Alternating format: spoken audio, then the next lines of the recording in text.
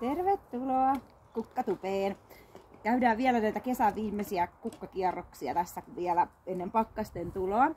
Ja kehäkukkahan on semmonen oikein klassikko, leikkokukka. Se kans kasvattaa koko ajan uutta kukkaa.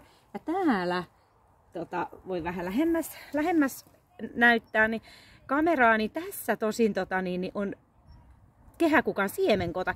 Täällä on jo tehnyt vähän tämmöstä niin näitä sitten vaan keräilemään. Mäkin kerään nää yleensä johonkin paperipussiin tai nuo nuo suodatinpussit on myös tosi hyviä. Niin niitä vaan kuivailemaan. Ja ensi kesänä sitten maahan vaan heti keväällä. Sitten täällä on tosiaan keltaista kehäkukkaa ja sitten oranssia kehäkukkaa. Ja sitten mulla on aivan ihana lajike täällä, mikä kehäkukkalajike, eli tämmönen mahtava väri. Tämmöstä niin kuin, se oli vähän niin kuin se auringon kukka, ne on tosi kiva pari ja siinä on myös samalla lailla sitten tulee nämä. Mä oon itse asiassa ottanut jo ne siemenkodat irti, mutta siemenkodat, ja ne on tosi hyvät.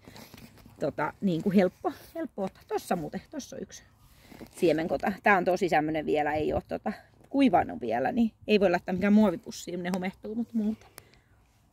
Hyvä.